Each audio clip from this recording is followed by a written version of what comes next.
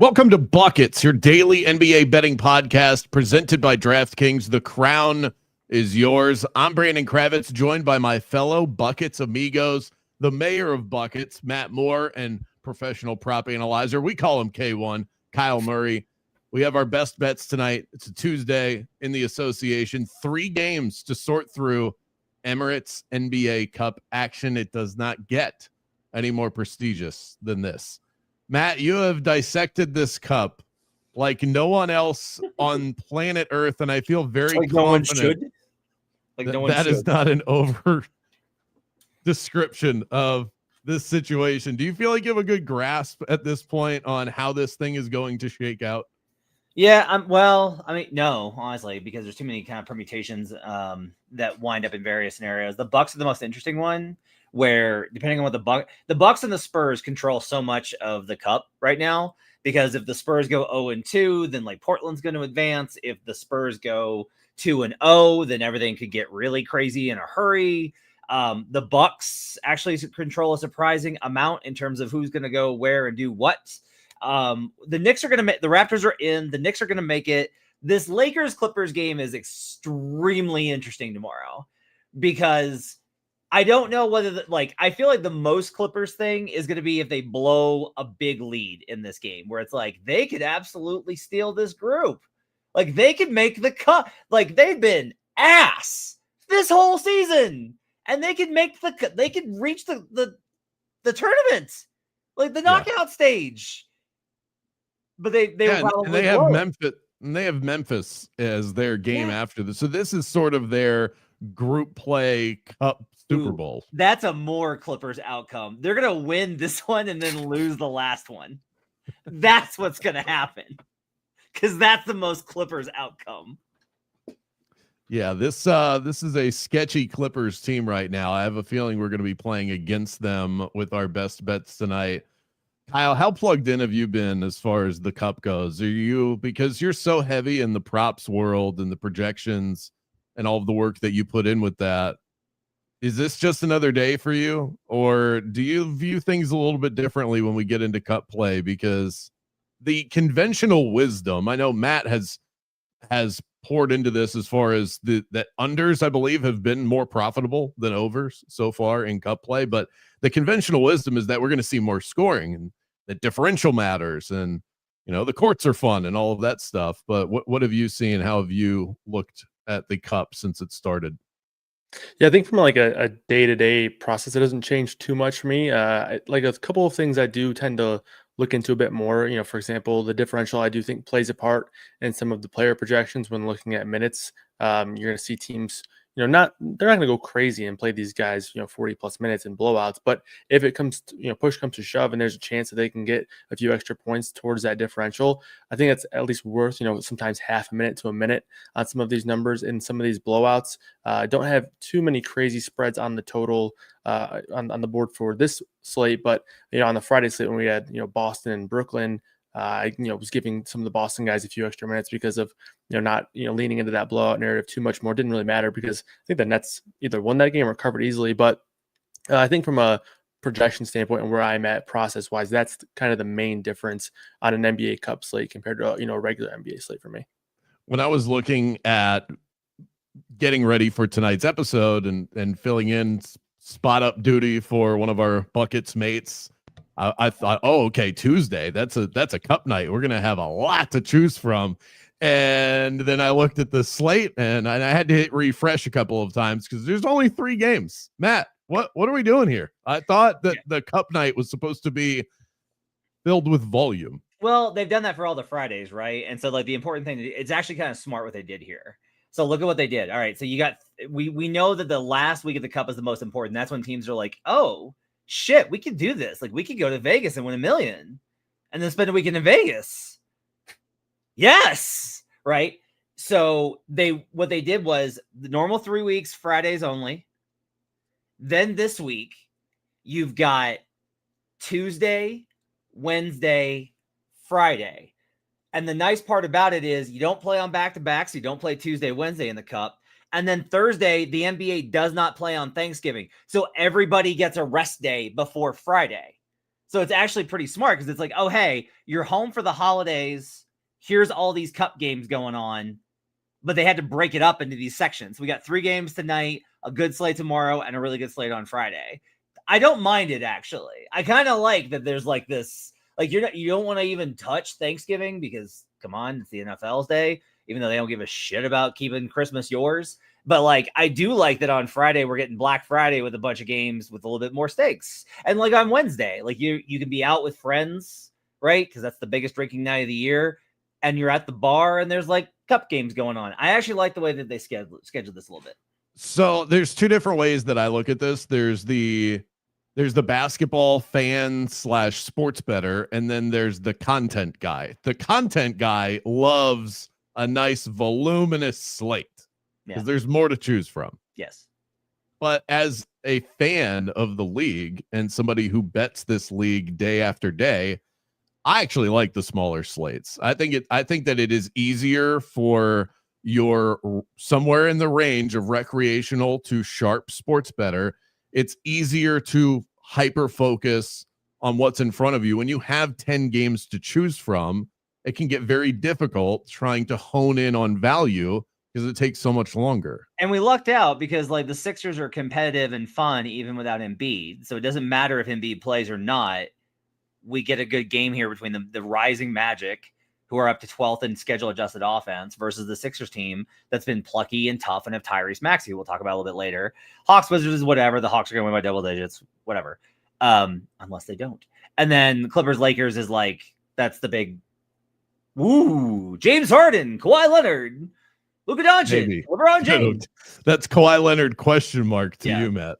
Yeah, exactly. But that's like the big one. So I kind of like it from that perspective. I think it's a pretty good kind of situation. And then Wednesday, look, we get a 1, 2, 3, 4, 5, 6, 7, 8, 9 slate, including, look at the slate on Wednesday. We'll talk about it tomorrow night on Buckets. Rockets Dubs, Bucks Heat. We get Knicks Hornets. So Brian Fonseca will have something to watch. Pistons Celtics will actually be surprisingly competitive. Spurs Blazers is huge, but then there's the big one, Timberwolves Thunder. Like that's a Wednesday night's gonna be awesome. Yeah. We have good best tonight too. Yes, we do. Real quick before we get to that, a lightning fast whip around what we learn in the association tonight. Kyle, what's one thing for you, whether it's a bet you cashed, you just missed out on, that you feel like you picked up tonight? Well, I learned that, betting on Nikola Jokic won't be fun every night. Some nights they won't be as fun. Usually it's a really fun player to bet on, but only 17 points tonight. Had his over 30.5 today. So Matt Moore's guy, his neighbor, let me down a little bit, but I'm sure he'll bounce back like he always does. That's probably the only thing I really learned. I think there was a couple takeaways minutes wise. Like obviously we saw some interesting injury stuff with mainly with Houston there with Kevin Durant out. So there's some interesting takeaways for any future references where maybe we see KD out with, guys like Aaron Holiday scoring 12 points in 8 minutes of on floor time. That was fun to see when you have Reed Shepherd overs. But nonetheless, still a pretty good slate for me. So we'll see how this one goes for tomorrow. Yeah. And Jokic had the shot of the night too. He did, so yeah. It's unfortunate that didn't come through. Yeah. You know what's funny? I think you actually probably cash there if Edie doesn't go out early. Because Jock Landale has a surprisingly, how can I put this? Joker has reached the point where a lot of his decision making night to night is based off of how annoying the opponent is, right? Like Rudy's really annoying for him, but it's a challenge, and so he gets up for it and is like, "I will score through you." Jock Landale, he's like, "God, I'm tired of dealing with you. I'm just gonna pass. And we're just gonna do it that way." Versus like Zach Edey, he'd be like, "All right, big guy, like we'll just kind of rumble and I'll hit you from range." And he likes teaching the young guys lessons. So I actually think that legitimately Jock Landale playing more minutes than Zach Edey playing less probably hurt you there. Bet you didn't consider that going into tonight, Kyle. Yep. See, Matt's got a point. 16 assists for the Joker. What about you, Matt? I don't want to jinx it because Rockets are still playing. So I'm not going to comment on what my 3-star plays would have been, but I hit the first 2. So Rockets -5.5 is in the balance here. I did try something new tonight, And Kyle, I'm gonna ask kind of your opinion on this, and you don't need to give like a full, like real thoughtful, and you can be as honest as you want here, because I think it's better content. Okay, so teasers in the NBA are universally bad. I'm not debating that. Okay. There's no key numbers, right? If you tease 6 points from 7.5, you're crossing 7, you're crossing 6, you're crossing 3. These are all key numbers, and 2 is more of a key number than it used to be, depending on who you talk to. There's a lot of debate about that. I don't have the expertise to know. But the reason that that's typically a bad idea, I think, is based off of the fact that in the NFL, you can kind of eyeball it and be like, well, look, I think they're going to win, but 7's too many, but my confidence is high in them to win this game. Or conversely, well, look, I don't know if they're going to cover within 1.5 on the road or 2. I don't know if they might lose by a field goal, but I don't think they're getting blown out. That's like a feel thing. And what I've said from the very beginning, and the reason that like I built the system that I use and that I encourage pretty much everybody, like when we talk about on buckets, I say pretty consistently, you need to have some way of figuring out what you think the number should be. Because otherwise you're just like guessing that feels too high. What does that mean in the NBA? Like 7.5, it doesn't feel high, but 9.5 is, right? Like we have certain, and like some coaches will foul down 4 and some coaches won't. So you have these kind of problems. But what I did try tonight was I was like, well, look, if I show value on short dogs and I'm a little tired of getting hooked like I have repeatedly, and I want the insurance, I'm going to try out this teaser tonight. And so I rolled out a 6-point teaser on Blazers plus 2.5. Could have bet the money line and one more, 100%. Like should do that. Toronto plus 6.5. Could have bet the money line, better ROI. And Rockets minus 2.5. They are currently up 14 on the Phoenix Suns with 9:27 to go. The reason I kind of I just tried it is I wanted to see like, well, look, I have a number. So the idea is that my number won't be off by the difference between where I'm at and the spread and 6 points. So if I go the other way, I'm able to find some value here. So I'm experimenting with a teaser right now, strictly based off of the model that I use in order to project totals and spreads. I'm not going to use it for totals. That would be insane.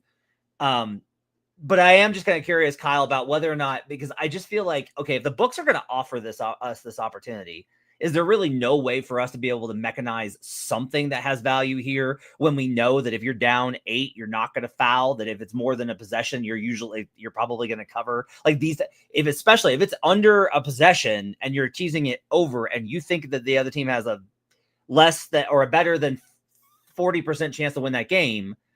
To me, I feel like there's probably value in grabbing this adjusted point spread in combination on a 3-team teaser.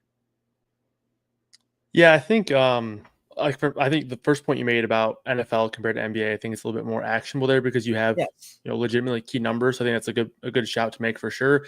I think the one thing I would say is I think over time it's probably going to work poorly against you, especially if you're someone like yourself who has a trusted model that you've developed that has value. So you're kind of eating away at that said value. I would guess over time, I think that actually if you flipped it, you would actually probably have more expected value by doing alt lines. That's one thing that I've noticed in prop betting is I'm not ever going to bet an alt line less than the actual base, and rather than I'm going to look for ladders to take and have those smaller unit bets that have the the more risk reward. So I would say over time that's probably the best way to find value in the alt markets, in my opinion. And that's like a great point, because actually in reality, if you're looking at these numbers I've tracked in the Action Network app, depending on how this Rockets game finishes, it's on pace right now for that to finish, which obviously would have been a much higher ROI. What you haven't considered, Kyle, is that I have the worst fucking luck in the universe and I need some help. That's fair. I totally agree. Matt's been out here searching for wins, so that was I think that's the base of the context of what he's spitting out here. I think from like a psychological perspective, the difference between like somebody who's betting like for entertainment or for fun, the psychological aspect is way more involved. And, we talk about Fiddle's, his mindset towards betting all the time. Like he's, more like a machine rather than having like the swings emotion wise. So sometimes seeing one go through the hoop is a thing in betting. And that's maybe what you're going through now. And I think that if you're someone who is just doing it more so for entertainment, you probably do have more value in saying, okay, let's go look at these books. The markets are super efficient. So by taking those, close those shorter odd alt lines, maybe parlaying them or teasing them, you're probably going to have more success. But if you're someone who has a model and has a number that has shown value in the past, you're probably eating away at that said value. That would be my take on it. Fair enough. I think part of it too is, and you mentioned a 3-team teaser, so you got that at plus money. But if somebody's listening to this and wanting to do this with 2 legs, which is the more traditional teaser, very much dependent on what price you're getting out there on that, because the value on teasers in general, it's been a huge talking point in the sports betting industry, has been largely zapped. There's a lot of I don't know that it's been zapped in NBA because nobody would use it, because you shouldn't, because it doesn't have key numbers. Like, I'm not out here advocating. I want to be very clear. I'm not out here advocating for teasers. Like, that is bad advice. This is, I wanted to see whether or not there was I wanted to test the idea of using the model more as a determinative of, could I hit within 6, which is even like the standard's 5 for NBA. I do kind of agree with Kyle though, that probably the better way to do it is to go the other way, especially considering that we know that favorites in the NBA or dogs that cover tend to win outright, the Matt Mitchell rule. So something to consider. I just think it's an interesting idea, and I'm always looking for more interesting ways to bet, because the NBA is a lot of games and a lot of the same stuff every night. Yeah. It's one of those things I'm always trying to train myself to do when I bet an underdog, especially if it's one of more than 3, because at that point you're getting some pretty good value in terms of the payout on, even if you're throwing a 0.2 of a unit out on it, just to boost the win. I'm so used to just betting the spread, and then leaving the bet alone. But putting that sprinkle on the money line, especially when you're talking about those underdogs, really is a smart move. The other thing I would say I learned tonight is don't trust Alperen Sengun to grab a fucking rebound, because I had his double tonight, because I was like, no Mark Williams, no Kevin Durant. Alperen should absolutely feast tonight. The Suns defense is good, but come on. Yeah, no. Like, Reed Shepherd has more rebounds than him. Come on, baby. Come on. Baby. We'll get to our best bets in a moment. I love this Raptors team. They've definitely been my best read of the season. It was my only play on Monday night, was the Raptors money line against the Cavs. I've just been catching them in the right spots. I love their willingness to shoot mid-range jumpers. It is a lost art in the NBA, and I just feel like it raises the floor for a team. Brandon Ingram, Scotty Barnes, these guys shoot high efficiency shots, late at night over here. They played a Cavs team tonight that is addicted to shooting the 3 ball. They shot 29% and got run out of the gym at the end of this one against the Toronto Raptors. So that is one thing to learn, is if you see a team out there that is efficient from the mid-range or really good at getting to the cup, that is a floor rising attribute. We'll hop to our best bets for the Tuesday slate momentarily, but first, an important message from Matt Moore. The Buckets Podcast is sponsored by DraftKings Sportsbook, and in partnership with DraftKings, our listeners get a great offer. Right now, new customers can bet $5 and get $200 back in bonus bets if your bet wins, plus 3 months of NBA League Pass. Love the thrill of live betting? DraftKings has you covered. Bet live on star player props and in-progress games right as they happen.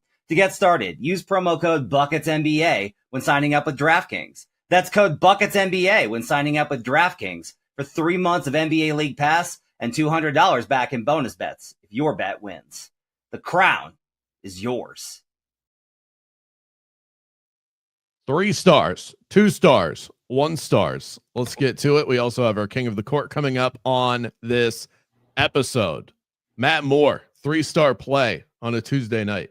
I get the lead. I never get the lead. I'm taking Sixers plus 1.5 here. So I make this within this margin. I actually make the Sixers based off of the in-season data -1.5. Now that doesn't account for Orlando and like how they've been playing over the last 2 weeks, right? Like some of this is what happens when you have full season data. It's like, oh, I have a larger sample. Good for you. The Magic don't look anything like they did the first 2 weeks of the season where they could not find their ass. Like right now, they are red hot. Desmond Bane's playing absolutely terrific. There's probably, like, we didn't talk enough about this the other night. There's actually probably a little bit of value on Desmond Bane Cup MVP. I can't bet it because I've actually read somewhere you don't get to have a bet on every single NBA player for NBA Cup MVP. If I could, I would collect them like trading cards, but I do think there's probably actually some sneaky value on Bane to be the Cup MVP. Like I could see him going for 35 in a final situation, knocking off the Thunder, even as good as they are. Like Orlando's not a bad matchup if they were to get there, but all that said here, I like the spot here for the Sixers. They've just been really good at being able to hang in these type of situations, especially at home. They've managed their stuff pretty well. I like the matchup a lot with their non-Embiid lineups of being able to run the floor. Hey, BK, you're the Magic expert. Is WCJ going to play in this game? Yeah, he should be fine. I think a lot of that was just giving him back-to-back maintenance stuff with Dell, Goga, by the way, they had the graphic up. Goga Batadze starting lineup was announced out. We found out after the tip-off. Yeah. So love that. And then Suggs is back in the lineup as well. Yeah. But here's the trend to go with it. So this is a cup trend. The key in the cup is that this stuff is pretty simple, and that's what makes it kind of great so far. We got 3 seasons of data in cup group games. The good teams win at home. That's it. Like, you should take the good teams to win the game at home and cover.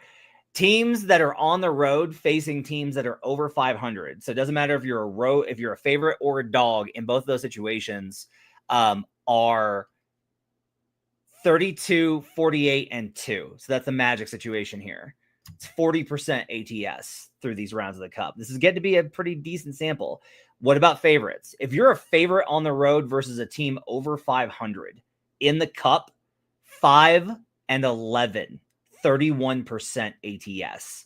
This is a very small number, right? But it still holds true here. We see that good teams do win in the cup. It's enough value for me to go ahead and get in on the Sixers. I'll take them +1.5.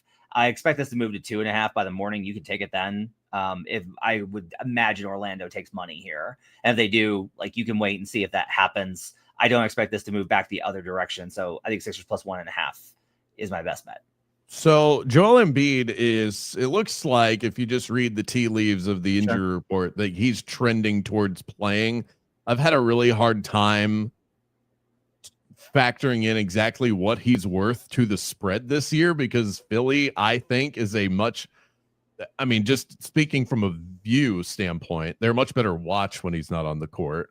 I'm not sure they're actually better, but at times it feels like they are. And early in the season, they were covering, I think they started like 5-0 against the spread. I know because I bet into it when he wasn't on the court.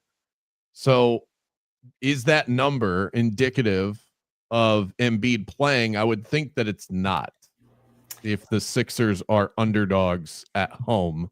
This is just like one approach to building a number for it.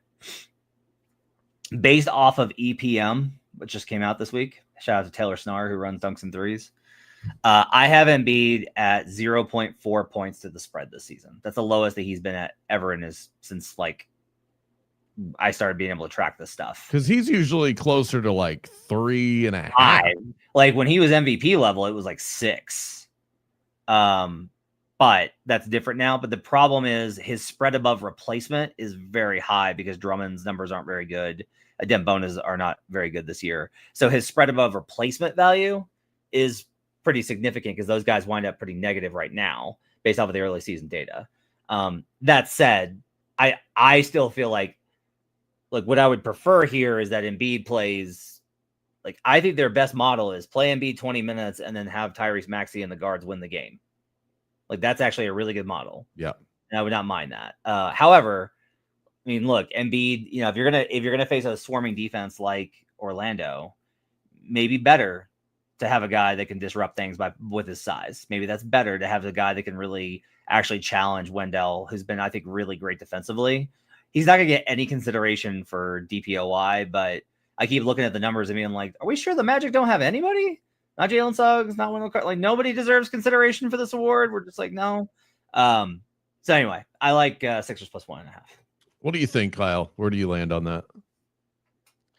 Yeah, I think for me the interesting point from what Matt wrote down was the lack of value that Embiid has had to the spread this year. That's obviously, I guess it kind of passes the eye test because it hasn't looked like he's been all that effective when he's been playing. And obviously, he's been extremely limited. And I would probably echo the sentiment that if he does play, 20 minutes is probably going to be where I would project him, because when you're looking at some of the prop markets, we see Maxey with a very high points and assist number, 38.5. That's a big number. That probably tells me that Embiid's going to be fairly limited, and then Embiid's pretty low at 19.5 points and assists. So I think for me, I would probably project this game to be right around the spread. So be happy to back Matt's play here. I think the one thing that I would just kind of point out that I could potentially add is that I do think that Embiid would likely be fairly limited here, even in the cup scenario, but 20 minutes is where I would probably project him here. Yeah, and to Matt's point, I'm not sure that that's actually a negative for the Philadelphia 76ers. I have, I don't know if it's a correlated play, but I've got a play in that game. It's my 3-star, so we'll piggyback off with this. Magic Sixers over 228.5. This is actually starting to trend back down. It took early steam all the way up to 229. The last I looked, it was 227.5.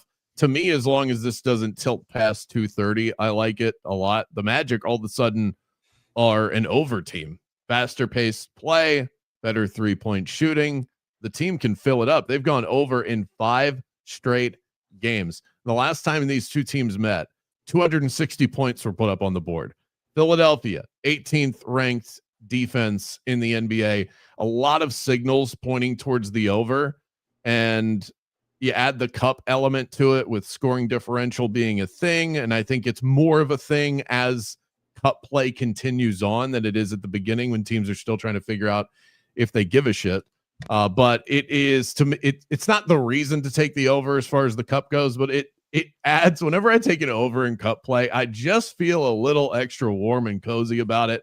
Magic games also 61% to the over this year. So I will take the over in Magic Sixers. And who knows? Maybe Matt and I both get home on this. I have this, by the way, I have this at 233.3. So I've got this projected over as well by a healthy amount.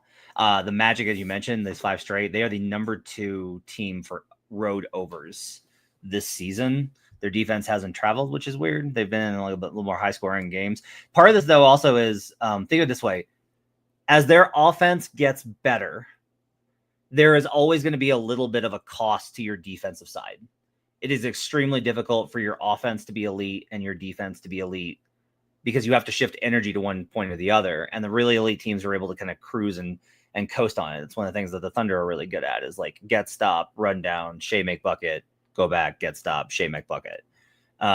With Orlando, you can tell from the way that they're playing, like they're putting a little bit more emphasis on the offensive side. And they're not necessarily like they're really good defensively. Their numbers reflect that. But I do think that's going to lead to a little bit more of an over kind of tempo here. Kyle, what about you? 3-star play.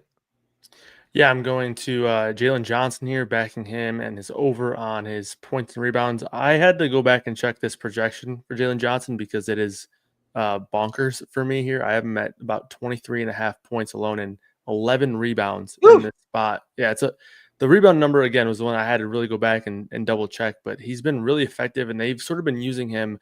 And I know Fiddle talked about this as well on a couple of his recent picks for overs, but they've been using him as a way to just start their offense. They're allowing him to get some of these rebounds and get out there in transition or with an outlet pass. So his rebound numbers have been really good over the last few weeks as well. Massive projection here for Jalen Johnson, and it adds up, right?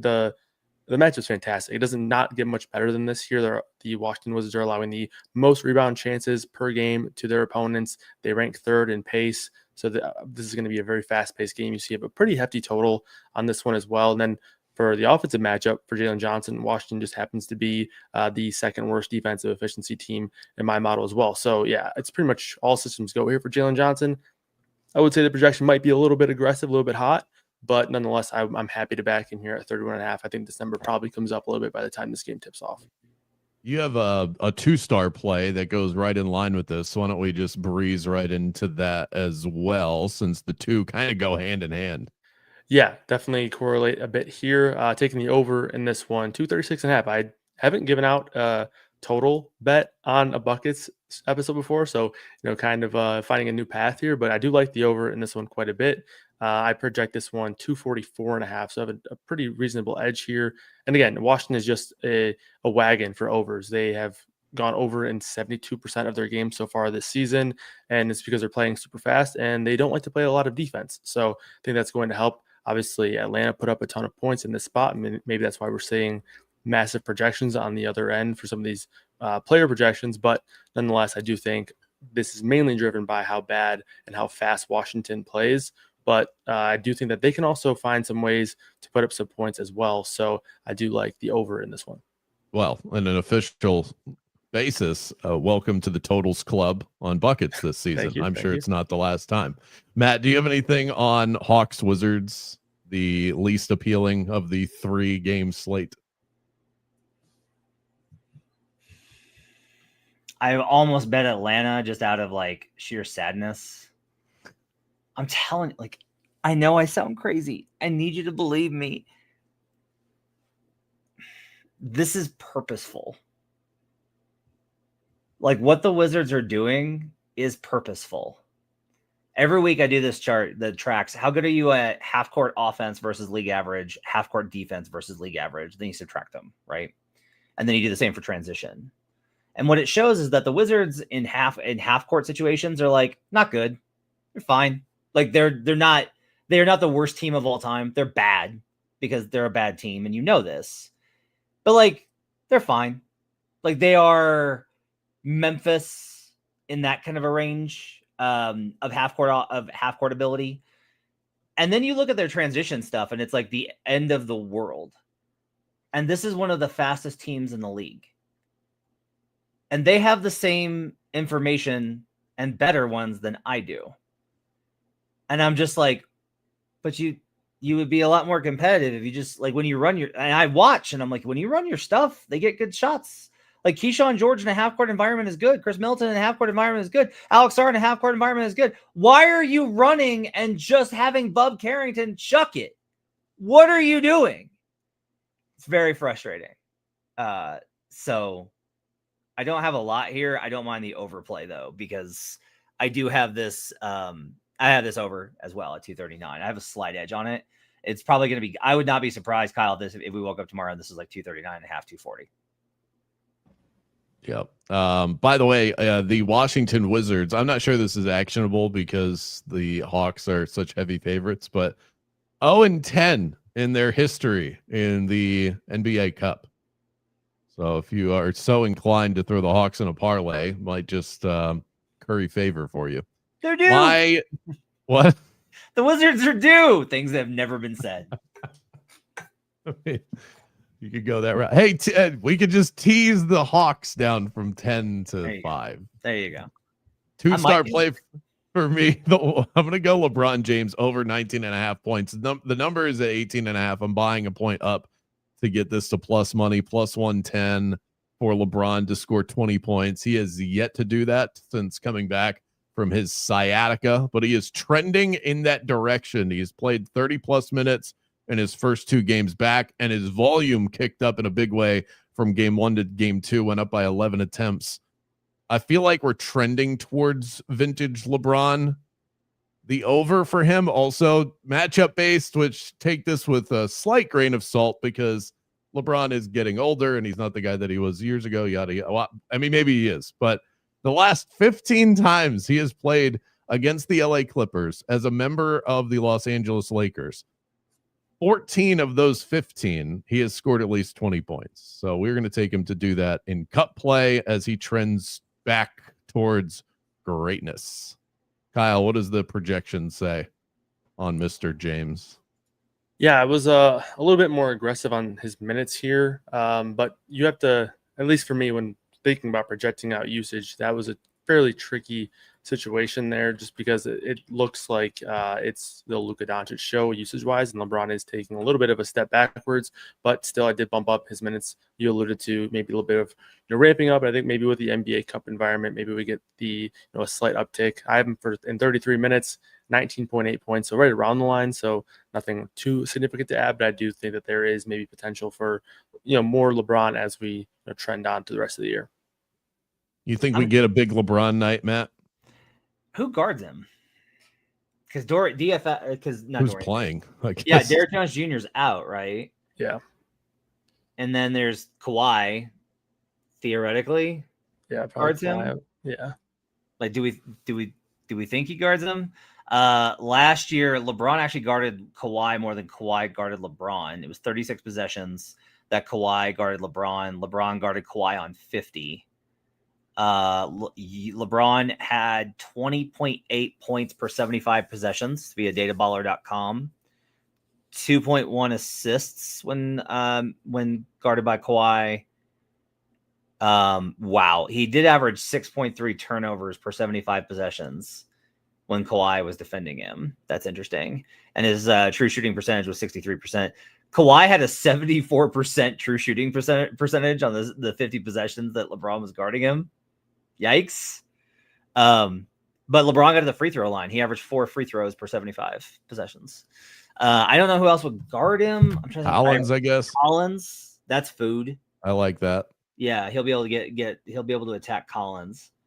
It's interesting. If they switch everything, it might wind up like Dunn or Harden, and LeBron's smart enough to understand how to navigate that with the post ups and not try and force it. Interesting. I think it's an interesting play. What about you? 2-star play. Okay, 2-star play for me on the night is going to be the over in this Lakers Clippers game at 227.5. I make this all the way up. I make this high. I make this 238. That's how high I make this. When you look at the trends on this one as well, the Los Angeles Clippers are 14th. They're top 15 in overrate on the road. Los Angeles Lakers are number 1 in overrate at home. That's a pretty significant kind of number here. The Lakers are the number 2 half-court offense. Clippers defense has been surprisingly bad, 18th in half-court offense. Neither of these teams can defend in transition. They're both bad at it. They are both bad at this. This should be an up and down game. I think it's going to be a higher scoring affair. The counter argument might be that in big game environments, quote unquote, we do see a trend towards unders. And we've seen some of the trends towards unders in these cup games this year versus years past. But I just look at this Lakers team and I always kind of want to look for over spots with them because that's how they're built. I don't think this Clippers defense is good enough, especially without Derrick Jones Jr. to slow them down. I will take the over here for the Los Angeles Clippers and Los Angeles Lakers at 27.5. I'm shocked by how bad the LA Clippers defense is. Like the fact that this team isn't good isn't totally shocking to me. Right. The fact that it's their defense that is letting them down is that we're 1 year removed from this being a team that felt like they could go into any building and shut the opponent's water off, and they just have not been able to do that. Yeah, and like two good numbers here. The Lakers are 23rd in opponent effective field goal percentage. The Clippers are 22nd. So, like, other teams are able to get the shots that they want on them pretty routinely. The Lakers are second in free throw rate. This will not surprise anybody because they're the Los Angeles Lakers, and that's how it goes for them. But that's another, I think, opportunity here as well. The other thing here is I don't have a clear expectation on this. Based off of an in-season number, this should be a Lakers route. Based off of my preseason priors, this should be well within this number at 5.5. But I kind of lean towards it being a closer game. I just kind of have a weird feeling it's going to be a close game. And if it's close, that leads us to an over. So Kyle does not look that way. I am inclined to take the Lakers at -5.5. I have not pulled the trigger on it, but Kyle, talk me into it.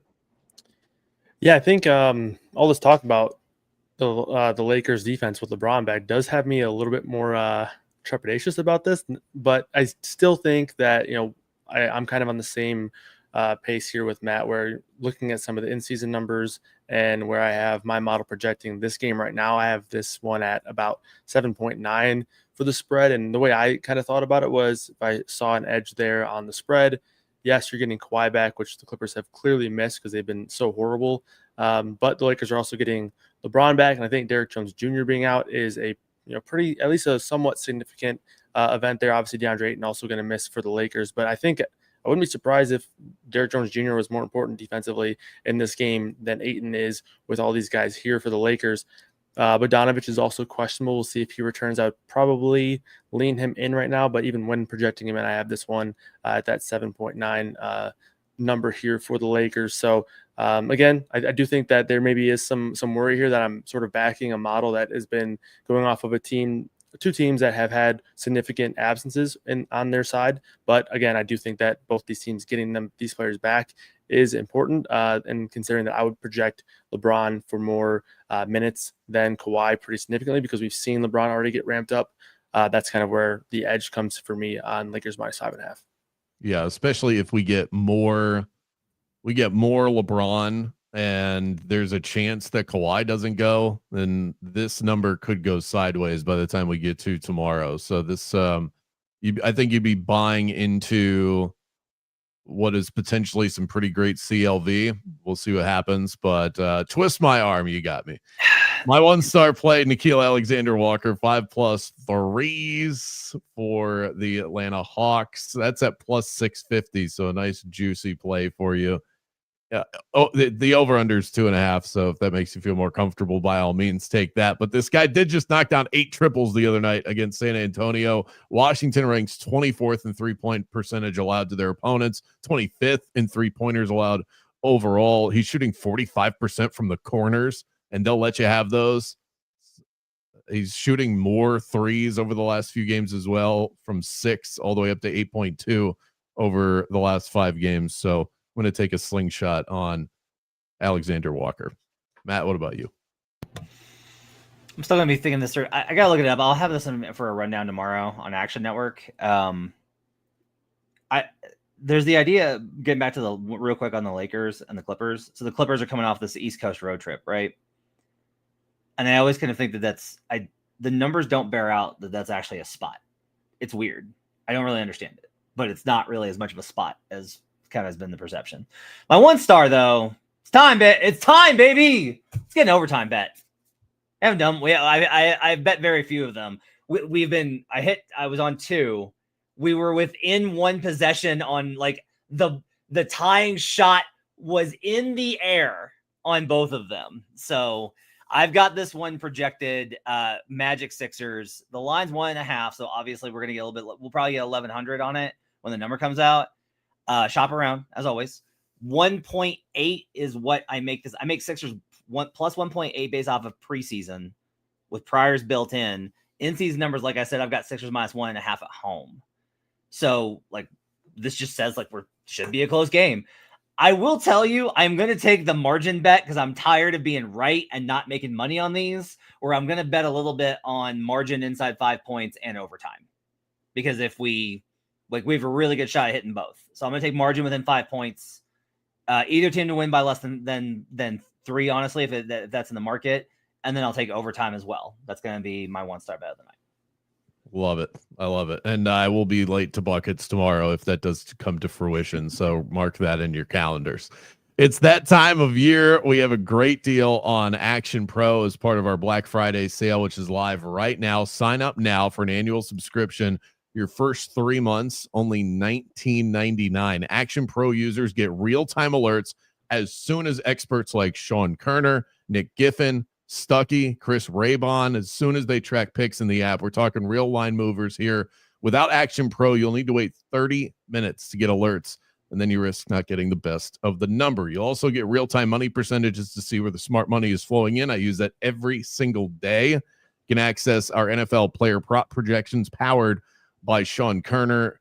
The deal is over very soon. So go to actionnetwork.com/pro, sign up for an annual subscription, and your first 3 months Just $19.99, an incredible deal at actionnetwork.com/pro. Before we get out of here, it's time for our King of the Court presented by DraftKings. Who will dominate in PRA tonight? We're going to give you chalk, value, and fun. We'll start with the chalk. Kyle, what are the projections saying of who's going to give us the layup here tonight? Yeah, stop me if you've heard this one before, but Luka projects to lead the slate per usual in the King of the Court. I have him at 40%. Again, he probably is actually more likely, but the way that the model's built, it kind of takes into account more of these, high variance outcomes, just to give us a little bit more of a board in terms of guys to talk about. But 40% is still a huge number. Obviously, it's a 3-game slate, so less players out there. But no surprise. The king of the chalk is going to be Luka. It's probably going to be him every single time he's on the board. One thing I will say, last week when we did this, we got to talk about Luka as well. I think it was a $24 bonus bet. So if you want a $24 bonus bet, feel free. You're probably going to maybe even get less on this slate with the 3-game slate. So I would keep that in mind. I would prefer to chase a larger bonus bet there, but do what you please. Do what you please.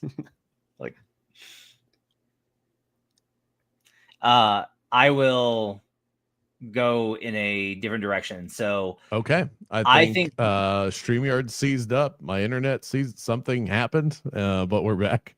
Okay. But yeah, no pushback here. I'll take Tyrese Maxey for mine. I'm gonna play Tyrese Maxey. So BK's got some numbers on the last time that he played the Magic. The big deal actually here with this is I really like playing the strategy that we found is you start with points. Like that's where you start with, is you got to get a high scoring point guy, because nobody's going to rack up like 25 assists and 25 rebounds. Okay. Maybe Jokic some night, but like he's not playing tomorrow. So you want the high points total.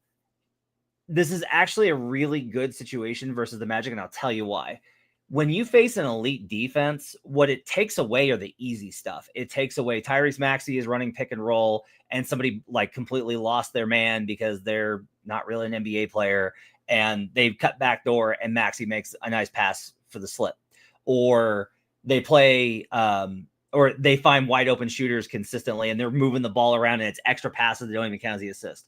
Versus if you have a really solid defense, the easiest thing for you to do to not turn the ball over, and SGA has mastered this, is to score, is you just score. And so you see a lot of these individual high scoring, even if the efficiency is only moderate, even versus these elite defenses. And then we give them credit because we're like, man, he went for 40 versus that tough, whatever defense. Tyrese Maxey is exactly that type of player. Now, if we like the over, which we do, there's an opportunity here for us to get in on Tyrese Maxey, higher pace game. I think it might go to overtime. That's how close I think this thing might go. He would get free throws at the end in that situation if possible. And BK's got the numbers on it. So I really like Tyrese Maxey as your king of the court option tomorrow night. Yeah, and I co-sign everything that you just said. The Magic have a really good defense, and when first of all, you got to have Jalen Suggs on the court in order for the quote Magic defense to be what we think of it as, but he should be good to go. So that'll be present. But their defense is good at shutting off the totality of what you want to do. Like most good defenses, they're going to funnel the production to one player and then not let that individual or a pair of individuals let everybody else get going. I'll use an example of when the Magic played the Warriors just a week ago. Steph Curry had 34, Jimmy Butler had 33. Nobody else on the team did anything. Tyrese Maxey, last time he played the Orlando Magic, 43 points, 8 assists, and 4 rebounds. So that is some value for you right there. And then the king of fun is obviously going to be a guy who plays alongside two of the most sensational players in the NBA, and Luka Doncic and LeBron James, but he wears a headband, and that's Austin Reeves. He will be our king of fun. And that is your King of the Court breakdown presented by DraftKings. The crown is yours. That'll be a wrap for tonight's episode. Shout out to the crew, Matt and Kyle. We'll be back at it tomorrow. Be sure to subscribe, rate, review all the things that keep this podcast healthy and active for you, the NBA better. Thanks to our producer, David Payne. If you want to tail any of these bets, look for the quick slip link in the podcast and video description. You can also head to actionnetwork.com/bet now. You can also get $40 off for a year of Action Pro right now. Actually, it's $19.99 for the first 3 months. That's the deal that is active right now if you check out our Black Friday deal. Shout out to DraftKings. We'll see you next time. And until then, let's get buckets.